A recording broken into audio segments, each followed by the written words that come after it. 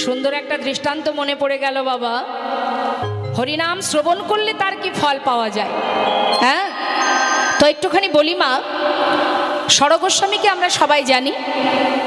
সেই ষড়গোস্বামীর মধ্যে এক গোস্বামী, যার নাম রঘুনাথ দাস গোস্বামী।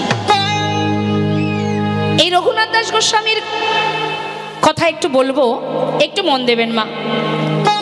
শুনলে যে তার কি উপকার, শুনলে যে কি ফল পাওয়া যায়, তার একটা সুন্দর দৃষ্টান্ত। এই রঘুনাথ দাস গোস্বামীর নিবাস অর্থাৎ তার বাড়ি কোথায়, সেটি হচ্ছে আপনার নৈহাটি থেকে যদি ব্যান্ডেল যাওয়া হয়, মাঝখানে একটা স্টেশন পড়ে যার নাম হচ্ছে আদিসপ্তগ্রাম। এই আদিসপ্তগ্রামের মস্ত বড় জমিদার গোবর্ধন দাস, তার পুত্র হলো এই রঘুনাথ দাস। তা একটু মন দেবেন কথার মধ্যে। এই যে আপনারা এত কষ্ট করে এখানে এসেছেন, শ্রবণ করছেন, শ্রবণের কি ফল মা শুনুন। এখন গোবর্ধন দাস তিনি ছিলেন ভক্তিমার্গের, ভগবানকে ভালোবাসতেন, সাধুগুরু বৈষ্ণবের সেবা দিতেন, বিভিন্ন ধর্মীয় স্থানে দান ধ্যান করতেন। হ্যাঁ, তা যারা কৃষ্ণ ভক্ত হয় তাদের সন্তানকেও যাতে কৃষ্ণপদে মতিগতি থাকে, সেই চিন্তা ভাবনা কিন্তু মাতা পিতার থাকে। এখন গোবর্ধন দাস বলছে, দেখো আমার একমাত্র সন্তান, আমি চাই আমরা যেমন প্রভুকে ভালোবাসি, আমার সন্তানও যেন কৃষ্ণপদে মতিগতি থাকে। এখন ঘরের মধ্যে রেখে দিলে কিন্তু কোনোদিন কৃষ্ণ ভক্তি তৈরি হবে না, এটা জেনে রাখবেন আপনারা। বাড়িতে বাচ্চা আছে, আপনি এসেছেন, আপনার মেয়ে বা আপনার ছেলে তারা বাড়িতে আছে, কেন লেখাপড়া করছে, আদৌ করছে কিনা আপনি ভালো মতোই জানেন।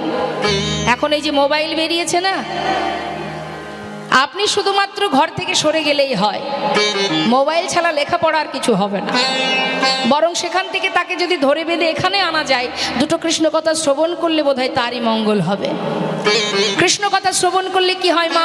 হরি কথা, কৃষ্ণ কথা, সাধুগুরু বৈষ্ণবের চরণধুলি, সাধুগুরু বৈষ্ণবের সঙ্গ, ভাগবত কথা আস্বাদন করলে আর যা হোক তা হোক, আপনার সন্তান কোনোদিন কুপথে বা কখনো অমানুষ হবে না, মানুষ হবে অন্তত পক্ষে।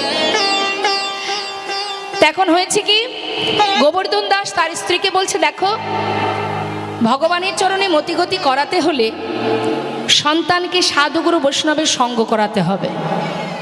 যেখানে ভাগবত কথা হবে, বৈষ্ণবগণ আসবেন, সেখানে তাকে নিয়ে যেতে হবে। এইভাবে আস্তে আস্তে শিশুকাল থেকে যদি কৃষ্ণ নাম শ্রবণ করে, এক সময় সে নিশ্চয়ই প্রভুর ভক্ত হবে। তার স্বামীর কথা মতো ছোট্ট সন্তানকে নিয়ে প্রতিদিন তার স্ত্রী যেখানে ভাগবত কথা হয়, অগণিত সাধুগুরু বৈষ্ণব আসে, সেখানে নিয়ে যায় মা। যেমন আপনারা এসেছেন আপনাদের বাচ্চাদের নিয়ে, সেই রকম। এখন ছোট্ট শিশু মায়ের কোলে বসে আছে, ভাগবত কথা শ্রবণ করছে। শ্রবণ করতে করতে শিশু তো কিছু বোঝে না, সে তো খুবই ছোট, সে শুনছে, কখনো শুনছে না, আবার মায়ের কোলে বসে খেলা করছে। কিন্তু মাগো, চোখ দুটো তো আছে, দেখা দৃষ্টি তো আছে। সে কি করছে? চারিদিকে তাকিয়ে তাকিয়ে দেখছে। কি দেখছে? কেউ চোখের জলে বুক ভাসিয়ে কাঁদছে, কেউ বা ধুলায় গড়াগড়ি দিচ্ছে, কেউ আবার মৃত্তিকা নিয়ে চরণধুলি নিয়ে মাথায় দিচ্ছে। শিশু কিন্তু কোলে বসে বসে এগুলো দেখছে। প্রতিদিন এইভাবে নিয়ে যায়, বছরের পর বছর কেটে যায়। আস্তে হরে কৃষ্ণ, এত কথা কেন? কথা বললে তো সময়টা পার হয়ে যাবে, কিন্তু তার মধ্যে মূল্যবান বিষয়টা চলে গেলে আর পাবেন আপনি। শান্ত হয়ে বসুন, যেটা বলছি একটু মন দিন, তাতে আপনাদেরই মঙ্গল হবে। তাই এবার বাবা, ওই ছোট্ট শিশু একটু একটু করে বড় হচ্ছে, আর মায়ের কোলে বসে মাঝে সাঝেই ওই সাধু সঙ্গ করে। দেখতে দেখতে ছেলের যখন পরিপূর্ণ যৌবন বয়স, সেই সময় ছেলে হয়ে গেল পাগলের ন্যায় পথে পথে ঘুরে বেড়ায়, পাগলের ন্যায় ঘুরে বেড়ায়। তবে কোন পাগল? ইহ জগতের পাগল নয়, কৃষ্ণ প্রেমের পাগল হলো। এখন পাগলের ন্যায় যখন পথে পথে ঘুরে, জমিদার গোবর্ধন দাস তিনি পড়ে গেছেন চিন্তায় যে আমার ছেলেকে কৃষ্ণপদে মতিগতি করাতে গিয়ে ছেলে কি পথের পাগল হলো? তাহলে ও যদি পাগলের ন্যায় ঘুরে বেড়ায়, আমার এই জমিদারি রক্ষা করার আর তো কেউ নেই। কি উপায় উপায় হবে আমার। এখন ছেলেকে কি করে ঘরে বেঁধে রাখা যায় তার জন্য তিনি চিন্তায় পড়েছেন। গ্রামের গণ্যমান্য সম্মানীয় যারা আছেন তাদেরকে ডেকে নিয়ে এসে তাদের কাছে বিধান চাইছেন, আপনারা একবার দয়া করে বলুন, আমার ছেলে শিশুকাল থেকে কৃষ্ণ কথা শুনতে শুনতে আজ না জানি সে কেমন পাগলের ন্যায় পথে পথে ঘোরে, ওকে আমি কি করে ঘরে বেঁধে রাখবো।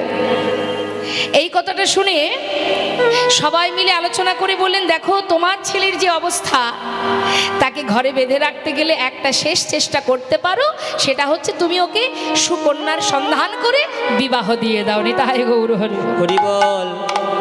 কিন্তু বাবা, যে জন কৃষ্ণ প্রেমে পাগল হয়েছে সে কি আর মায়া তাকে বেঁধে রাখতে পারে?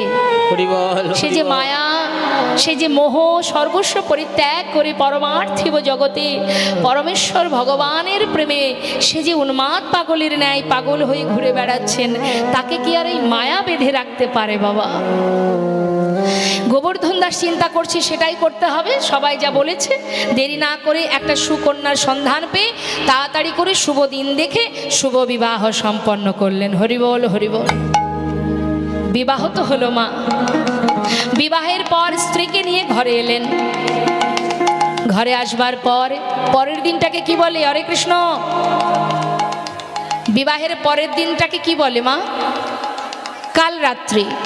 সেই দিন শ্বশুর মশাই বৌমাকে ডেকেছেন, মা এদিকে এসো, তোমাকে আমার ঘরের পুত্রবধূ করে এনেছি। কেন জানো? আমার ছেলে শিশুকাল থেকে এমন একজনের কথা শুনেছে, যার কথা শুনতে শুনতে আজ আমার ছেলে এত বড় হয়েছে। কিন্তু জানি না আজ আমার ছেলে পথের পাগলের ন্যায় ঘুরে বেড়ায়। তাই আমার তো আর কেউ নেই, তোমাকে আমার ঘরের পুত্রবধূ করে এনেছি শুধুমাত্র আমার ছেলেটাকে ভালোবেসে সে যেন এই ঘরেই থাকে, তাকে তুমি ভালোবাসা দিয়ে বেঁধে রেখো মা। বাবা আমি চেষ্টা করব। বেশ, চলে গেল কাল রাত্রি। পরের দিন মা ফুলশয্যা রাত। ফুলশয্যা রাত্রে বসে রঘুনাথ দাস, যিনি চোখের জলে বুক ভাসিয়ে প্রভুর চরণে কাজ আর বলছে, দয়াময় হরিবল হরিবল। শিশুকাল হতে তোমার কথা শুনে আজ আমি এত বড় হয়েছি, কিন্তু জানি না তুমি কোন পরীক্ষায় আমায় ফেলেছ। তবে যে পরীক্ষায় তুমি করো না কেন, ভালো যখন তোমায় বেসেছি দয়াময়, তোমার চরণে আমি পৌঁছাবোই পৌঁছাবো। স্বামীর চোখে জল দেখে নতুন বউ, যার নাম সরজু, জিজ্ঞাসা করছে, স্বামী আজকের আনন্দের দিনে, সুখের দিনে তোমার চোখে জল কেন? তবে কি এই বিবাহেতে তোমার কোনো মত ছিল না, নাকি আমাকে তোমার পছন্দ নয়? সরজু আমি কাঁদছি কেন তোমায় বলবো, তবে আমার একটা প্রশ্নের উত্তর তুমি দেবে। বলো স্বামী। সরজু, বিবাহের পর এই ঘরে তুমি এসেছো, এই ঘরের তুমি কে হও? স্বামী আমি এই ঘরের কুলবধূ। আমার কি হও? আমি তোমার সহধর্মিনী। বাহ, আচ্ছা সরজু, যে সহধর্মিনী হয় তার কি করণীয় হয়? স্বামী আমি তো জানি না, তবে গুরুজনের মুখে শুনেছি স্বামী যদি ধর্মের পথে যায় তাকে সহায়তা করাই সহধর্মিনীর একমাত্র কাজ। হরিবল হরিবল। কিন্তু স্বামী তুমি বলো, আজ তুমি কাঁদছো কেন? সরজু খুব সুন্দর বলেছো তুমি, তবে শোনো আজ আমি কাঁদছি কেন জানো? শিশুকাল হতে এমন একজনের কথা আমি শুনেছি, যার রূপের কথা, গুণের শুনতে আজ আমি এত বড় হয়েছি। সরজু, যার রূপের কথা এত মধুর, যার গুণের কথা এত মধুর, শুধুমাত্র তার কথা শুনেছি মাত্র, যার কথা শ্রবণ করে জগতের জীব পথের পাগল হয়ে যায়, যার কথা শ্রবণ করে জগতের জীব হা কৃষ্ণ কৃষ্ণ বলে কাঁদে, যার কথা শ্রবণ করে জগতের জীব যুগ যুগ ধরে বনে জঙ্গলে ধ্যান তপস্যা করে, শুধুমাত্র শ্রবণ করে যদি এমন দশা হয়, আমার মনে বাসনা আমি সেই মানুষটাকে একবার সাক্ষাৎ দর্শন পেতে চাই। হরিবল হরিবল। তাই সাক্ষাৎ দর্শন পাওয়ার আশায় আমি পথে পথে ঘুরে বেড়াই। আর আমার পিতা সে তার প্রয়োজনে আমাকে রাখবে বলে জোরপূর্বক আমার সঙ্গে তোমার বিবাহ দিয়েছে। সরজু, তুমি তো আমার সহধর্মিনী, আজ আমি তোমার কাছে একটা কিছু চাইবো, বলো স্বামী। সরজু, তুমি পারবে আজই রজনীতে এই মুহূর্তে চিরতরে আমাকে এই ঘর থেকে পথে নামিয়ে দিতে? সরজু ফুলশয্যা ঘরে বসে চোখের জলে বুক ভাসিয়ে কাঁদছে, আর মনে মনে চিন্তা করছে আমার কি করণীয়, কি করা উচিত আমার। একদিকে শ্বশুরের কথা, মা তুমি তোমার ভালোবাসা দিয়ে আমার ছেলেটাকে বেঁধে রেখো, একদিকে স্বামীর বাক্য আমাকে চিরতরে বিদায় দাও। আমি কি করব, কি করা উচিত আমার? বসে বসে কাঁদছে। রঘুনাথ দাস জিজ্ঞাসা করছে, সরজু যদি তুমি না চাও আমি যাব না, কিন্তু একটিবার বলো, একটিবার বলো তুমি কি আমার এই কথাতে রাজি? হ্যাঁ কি নাও একবার বলো সরজু। সরজু মনে মনে চিন্তা করলেন, জগতে সবার কথা অমান্য করা সম্ভব, সব করা যায়, শ্বশুরের বাক্য লঙ্ঘন করা যায়, কিন্তু স্বামীর বাক্য তো লঙ্ঘন করা যায় না। স্বামী তুমি যাবে? বেশ, আমার হাত ধরো, আজই আমি তোমাকে ঘর থেকে পথে নামিয়ে দেব। তবে তোমার কাছে আমার একটা নিবেদন, আজই আমার জীবনের প্রথম দিন, আজই আমার জীবনের শেষ দিন, এখনো তোমার ভালোবাসা আমি পাইনি, তার আগেই তুমি আমায় ছেড়ে বিদায় নিতে চাইছো। তবে স্বামী গো, তোমার হৃদয়ে যে ভালোবাসা, যে প্রেম, যে ভক্তি, আমার বিশ্বাস এই ভক্তি, এই ভালোবাসা একদিন তার কাছে তোমায় পৌঁছে দেবেই দেবে। স্বামী গো, যেদিন শুধু তুমি তার কৃপা, তার চরণ পাবে, একটা বারের জন্য সেই দিনের অপেক্ষায় আমি রইলাম, যেদিন তার দেখা পাবে। কথা দাও স্বামী। এই অভাগিনী রে একবার করো স্মরণ, এই অভাগিনী রে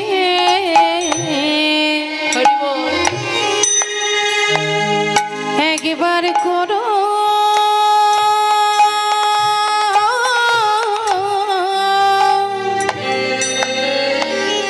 তুমি করো স্মরণ, যেদিন পাবে তুমি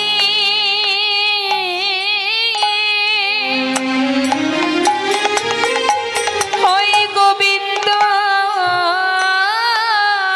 চরণ, সেদিন অভাগিনী রে একবার করো স্মরণ। স্বামী গো যেদিন পাবে তুমি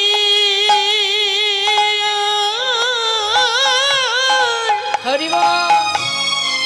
ওই গোবিন্দের চরণ স্বামী গো তোমার চরণে শুধু এই নিবেদন। সেদিনই অভাগিনীকে করো স্বামী গো স্মরণ।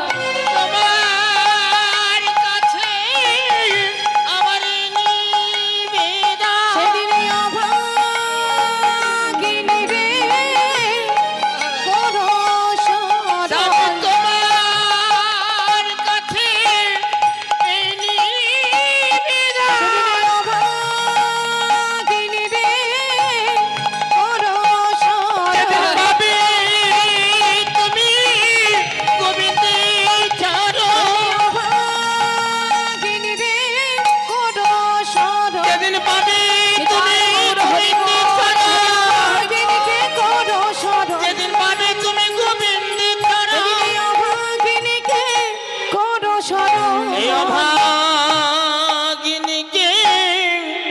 করো স্মরণ। চিরতরে সরজুর হাত ধরে পথে নেমে গৌরহরির নিকটে পৌঁছালেন রঘুনাথ দাস গোস্বামী। সেখানে পৌঁছানো মাত্রই প্রভুকে বলে উঠলেন, দয়াময় আমি তোমার চরণে এসেছি, আমায় তুমি গ্রহণ করো। প্রভু বললেন, শোনো রঘুনাথ, তুমি যে ভক্তি ভালোবাসা নিয়ে আমার কাছে এসেছো, দেরি না করে বৃন্দাবনে চলে যাও।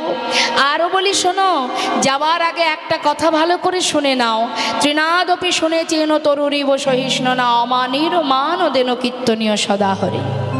এই শ্লোকটা গলার মালা করো, তাহলে কি হবে, অতি তাড়াতাড়ি তুমি গোবিন্দ চরণ পাবে।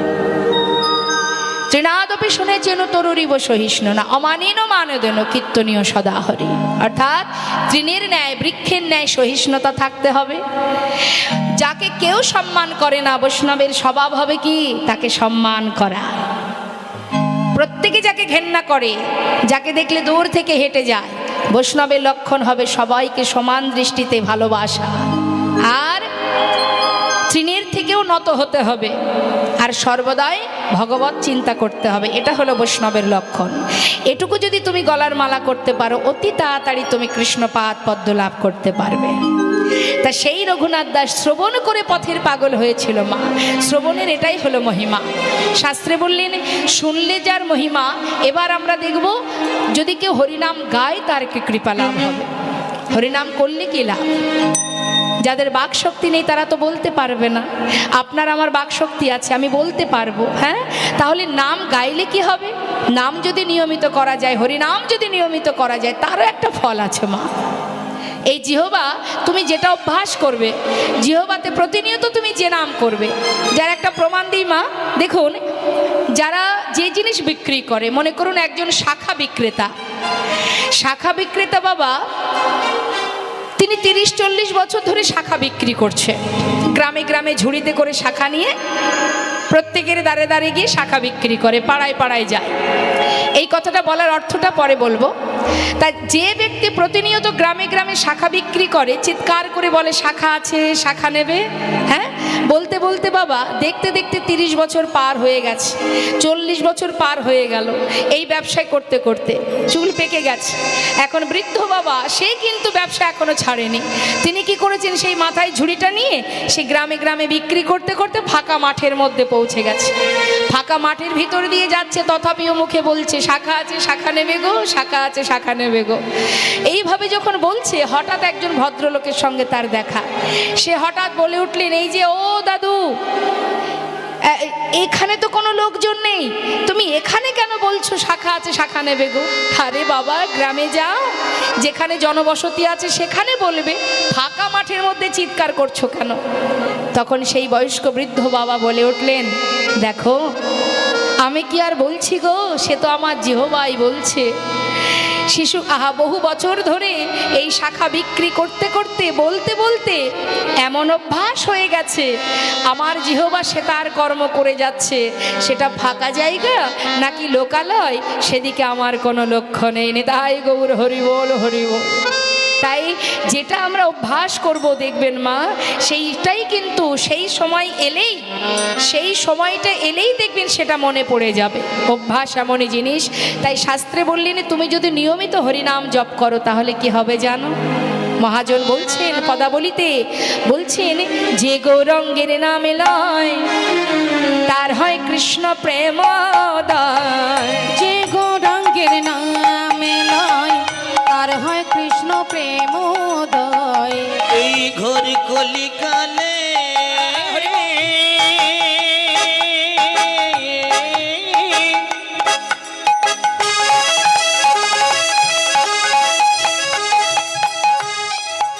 যে আমার গৌরাঙ্গের নামে লয়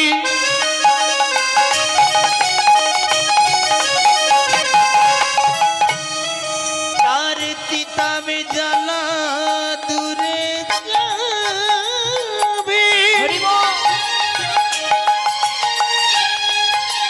এই মধুর কৃষ্ণ নামে আর হরি নামে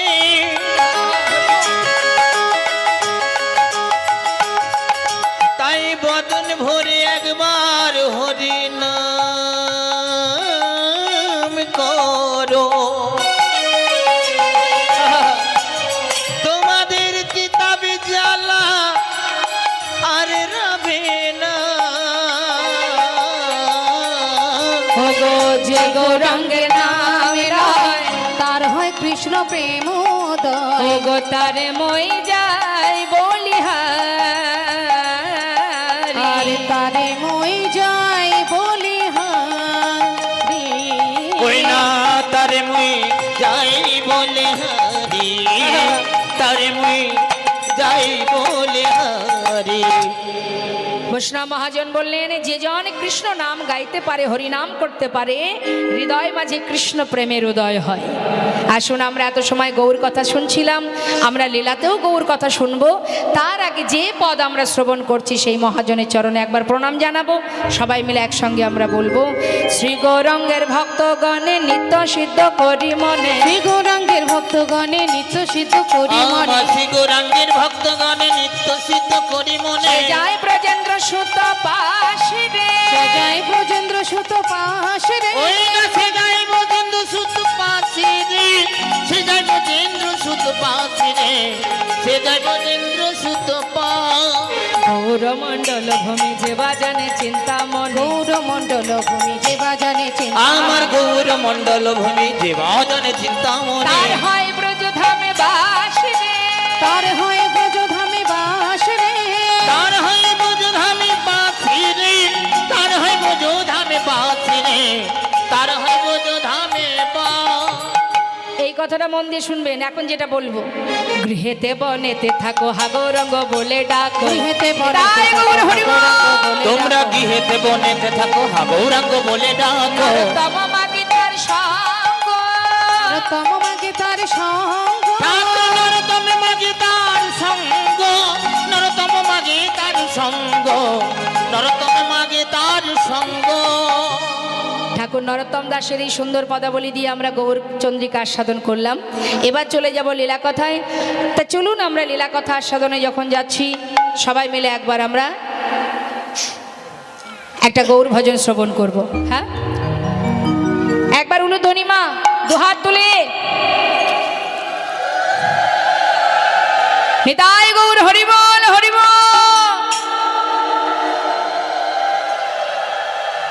জয় নিতাই জয় নিতাই। হরে কৃষ্ণ হরে কৃষ্ণ।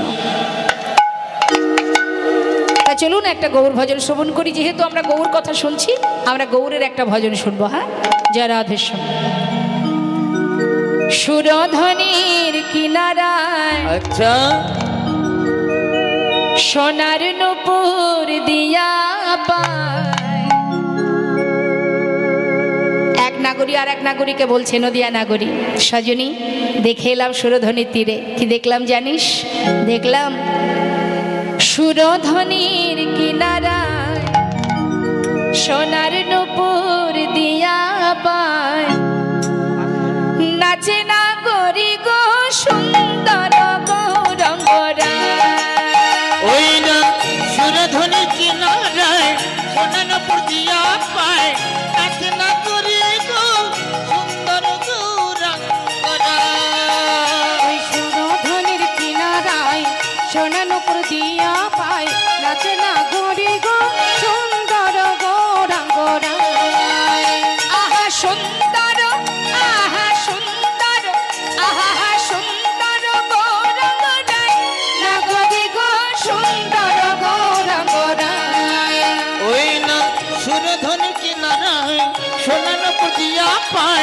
নাচ না করি গো সুন্দর গৌরাঙ্গ রায়।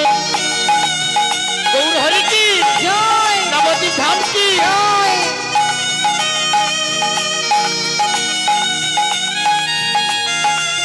হরি বল গৌর হরি বল।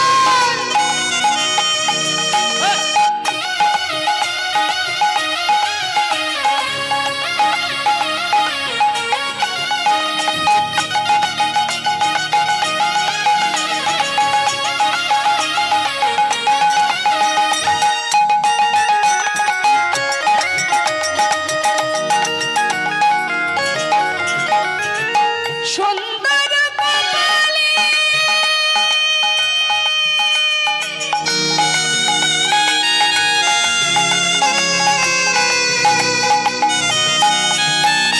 সুন্দর তিলক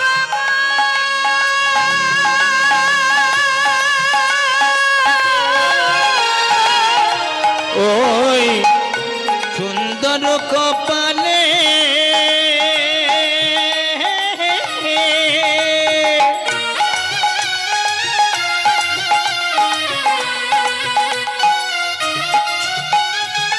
সুন্দর তিলক গো।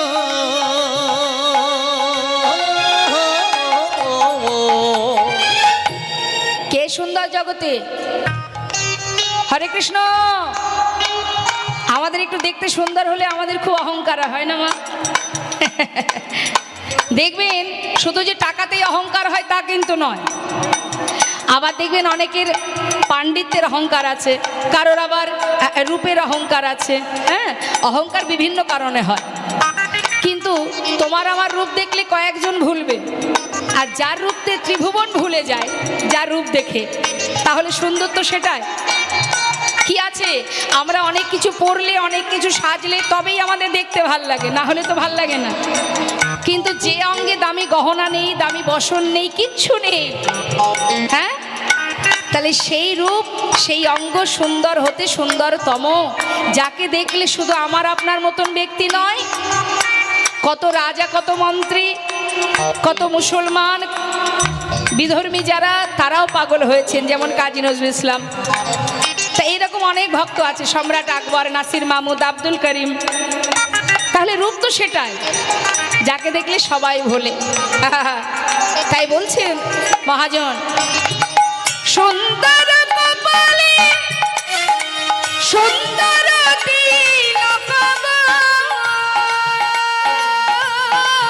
ওই না সুন্দর কপালে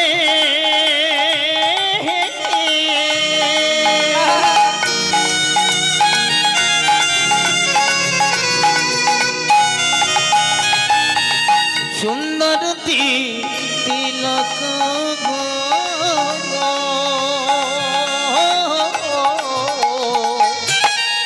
দেখো সুন্দর রেখা, আচ্ছা সুন্দর